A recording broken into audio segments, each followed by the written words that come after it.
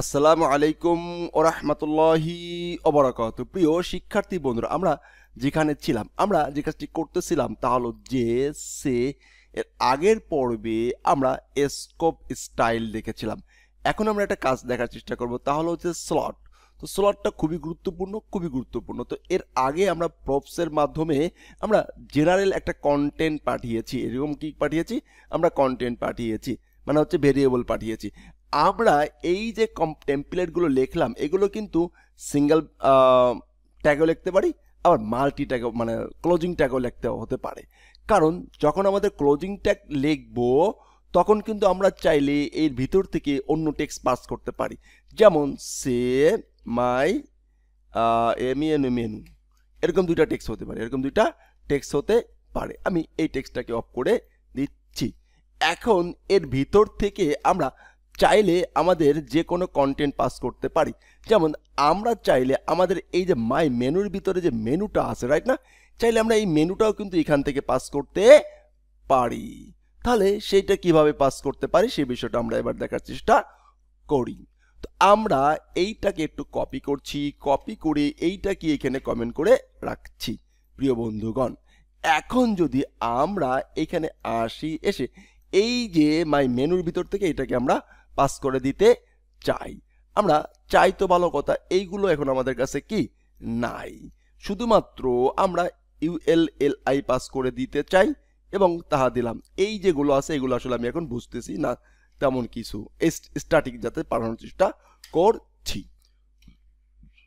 আমরা এখানে পাঠালাম যে কি এ বি অ্যাবাউট আস, দেন আমি এইখানে আরেকটা ইউএল নিলাম, এখানে ইউএল নিলাম, ফাইন, অ্যাবসলিউটলি ফাইন। আরেকটা অ্যাবাউট আস হলো, এরপরে মনে করেন যে কন্টাক্ট আস, ওকে, সার্ভিস, বি হলো যে ব্লগ, হ্যাঁ, তারপরে সার্ভিস, ACRVIC সার্ভিস, রাইট। এখন যদি আমরা এই যে মাই মেনুটা আছে এইখানে শো করতে চাই, তাহলে কিভাবে কি করব? আমরা যদি আমাদের প্রজেক্টে রিলোড দেই, তাহলে দেখতে পাবো এখানে আমাদের কোনো মেনু নেই। এখন আমরা এই প্যারেন্ট কম্পোনেন্টে আমরা যে মেনুটা লিখেছি এই মাই মেনু টেমপ্লেটের ভিতরে, এই জিনিসটা আমরা কিভাবে এইখানে নিতে পারি? আমরা এইখানে নেওয়ার জন্য তেমন কিছুই না, জাস্ট স্লট লিখবো, এস হলো টি, স্লট কি লিখবো? স্লট, শুরু অ্যান্ড শেষ। সেভ দিব, সেভ দেওয়ার সাথে সাথে দেখবো এইখানে মেনুটা চলে আসছে, রাইট। তাহলে আমরা এর আগে প্রপসের মাধ্যমে যেটা পাঠিয়ে দিতে পারছিলাম, আর হলো যে ফল থ্রোর মাধ্যমে যেগুলো পাঠাচ্ছিলাম, কোনগুলো? প্রপসের মাধ্যমে ভেরিয়েবল অ্যারে পাঠাচ্ছিলাম, আর ফল থ্রোর মাধ্যমে পাঠাচ্ছিলাম হচ্ছে স্টাইল, সিএসএস, এইগুলো, রাইট না। এখন আমরা স্লটের মাধ্যমে একদম কন্টেন্ট সহ পাঠিয়ে দিলাম। শুধু কি কন্টেন্ট? চলুন আমরা আমাদের এখান থেকে যে কোনো মেথড, যে কোনো ভেরিয়েবল আমরাও এখান থেকে পাস করি, প্যারেন্ট থেকে, প্যারেন্ট সহ কন্টেন্ট সহ পাস করতে পারি।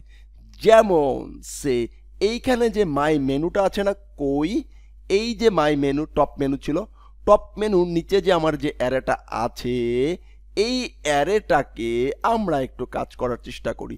এই অ্যারেটাকে এখান থেকে আমরা কাট করে নিয়ে আমরা আমাদের প্যারেন্ট যে আছে সেই টেমপ্লেট ভিতরে চলে যাই, এন্ড এখানে একটু লিখে দেই, আমি লিখে দিলাম, রাইট। এখন আমরা আমাদের এই যে টপ মেনুটা আছে, এই টপ মেনু ভাইয়াকে আমরা আমাদের এই যে এলআই আছে এইখানে ঘুরিয়ে দিতে পারবো, মার ঘুরিয়ে। এইখানে আমরা মার ঘুরিয়ে কিভাবে মারে আমরা কিন্তু জানি, ভি ফর, ওকে, ফাইন, মার ঘুরিয়ে, ওকে। এবার ঘুরিয়ে মারা শুরু হলো, মাই সিঙ্গেল কি মেনু ইন, দ্যাটস ইট। এখন আমরা এইখান থেকে এটা কপি করি, এই যে এইখান থেকে এটাকে কি করে দিব, শো করে দিব, প্রিয় ভাইরা, ওকে, নেম, দ্যাটস ইট।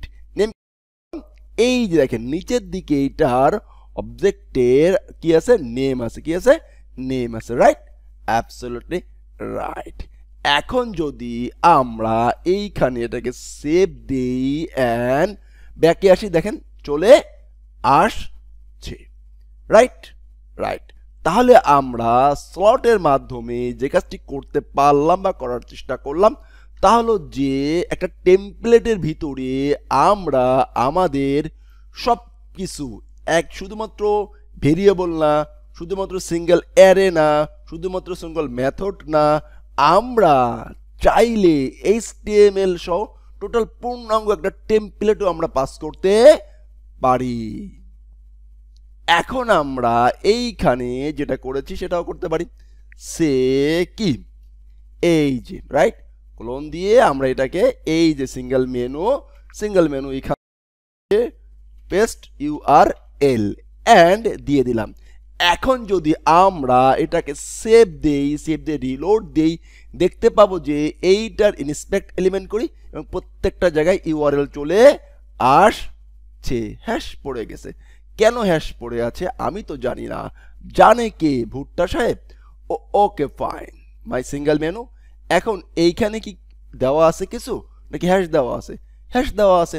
এখন এইখানে যদি FAQর পরিবর্তে কোনো একটা URL দেওয়া থাকতো, URL আসতো, কন্ট্যাক্টের পরিবর্তে যদি কোনো কন্ট্যাক্ট দেওয়া থাকতো সেই কন্ট্যাক্টটা আসতো, রাইট। এগুলো আমরা দেখব একটু পরে, ওকে ফাইন। এবার আমরা এখান থেকে রাউট তৈরি হবে, ওকে সমস্যা নাই। ওকে, এটা হচ্ছে কে, সে অ্যাবাউট, এটা হচ্ছে কে, ডক্টর, রাইট রাইট। এটা কন্ট্যাক্ট FAQ সেভ। এখন যদি এটাকে আমরা একটু রিলোড দেই, এবার যদি ক্লিক করি দেখেন কন্ট্যাক্ট চলে গেছে, FAQ চলে আসছে, কন্ট্যাক্ট চলে গেছে, অ্যাবাউট চলে আসছে, দেখছেন ভিতর থেকে চেঞ্জ হয়ে যাচ্ছে, রাইট অ্যাবসলিউটলি রাইট। এই যে একটু খেয়াল করলে আমরা দেখতে পারবো। তাহলে আমরা কি করলাম? তাহলে আমরা যেটা করলাম তা হলো যে স্লটের মাধ্যমে প্যারেন্ট কন্টেন্ট থেকে, প্যারেন্ট টেমপ্লেট থেকে চাইল্ড টেমপ্লেটের ভিতরে আমরা একদম একজ্যাক্ট HTML পাস করে দিতে পারছি। বাট মানে কিন্তু এখন আমি চাচ্ছি যে আমার আরো একটা মেনু আছে, আমার আরেকটা মেনু আছে, আরেকটা সেল নাম্বার আছে, আরেকটা কিছু আছে। এই দেখেন মনে করেন যে এখানে আমার আরেকটা মেনু আছে। আমি এই মেনুটাকে এখান থেকে কপি করছি, এই যে মেনুগুলো আছে সেই টোটালি মনে করেন যে এই ন্যাব মেনু, টোটাল এই ন্যাব মেনু দুষ্টু ছিল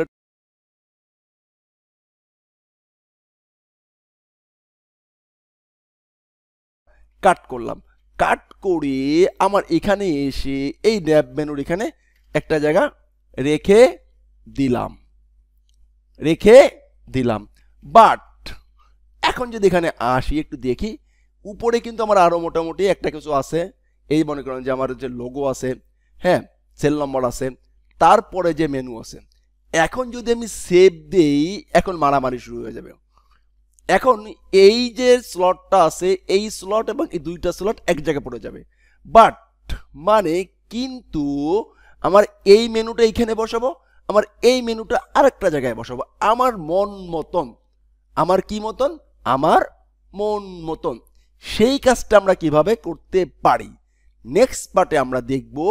আমরা চাইলে আমাদের এইখান থেকে যতগুলো জিনিস আমরা পাঠাবো, অনেকগুলো জিনিস পাঠাইতে পারি এবং প্রত্যেকটা কন্টেন্ট বা প্রত্যেকটা সেকশন বলতে পারি বা প্রত্যেকটা এলিমেন্ট বলতে পারি বা প্রত্যেকটা স্লট বলতে পারি, আমরা আমাদের মতন জায়গায় সেট করতে পারবো।